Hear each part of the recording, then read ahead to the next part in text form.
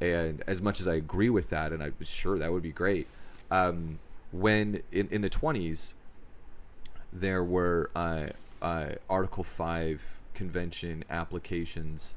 And what happened was Congress pretty much just got the message, and they recognized that the states were going to make this decision if they didn't make this decision. And so they had their own, and that is what instigated them once it got to a certain point.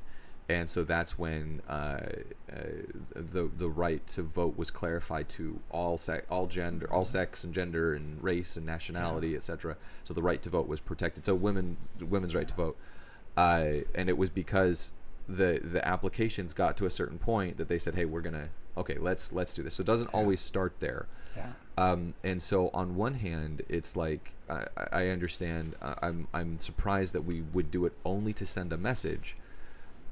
But on the other hand, that's almost what gets their, that's sometimes what gets their attention, even though it's a really big thing to do. So try not to talk out of both sides of my mouth, but I'm just trying to understand that there's. I understand what you're saying. Right. Frankly, I that was not the way to do it. The Congress recognized that they were going to be probably forced into a procedure or laws that they wouldn't have any say-so on. They wouldn't have any contribution on. Right. So they said, we'll hurry up and pass this so that they won't have to worry about a convention or something maybe that we're not going to agree with. Right. And I there's nothing wrong with that, except that the people could have done it without threatening a convention, simply by maintaining their communication with Congress. That was obviously the majority of the people that wanted it. Right. So they had nothing to worry about as far as their political future is concerned. Exactly. So there's a lot of different ways to go. There's a lot of different ways to go about voicing the people. An Article 5 convention application is one way, but it's a pretty it comes with a lot, right? Yeah, that would be risky. Risky way. I really would hate to think that would become a normal procedure. Most of we have 27 amendments to the Constitution, right? And most of them are pretty good. We agree with almost everything that's in there. So we can't complain about that.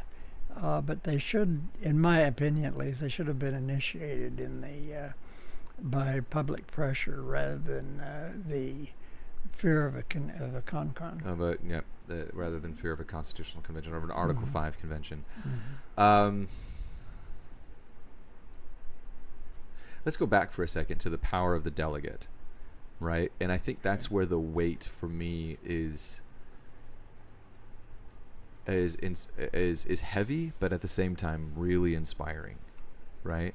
So I think that's the thing that Article 5 teaches me about the power that we have to create our government. Now, I think you've very eloquently said it. Government doesn't create government, right? People create government. And the power of the delegate, once that delegate is chosen, right, that delegate becomes completely is disconnected from the government that sent it. Is that correct? Well, how would you put it? That's his choice. He has the option of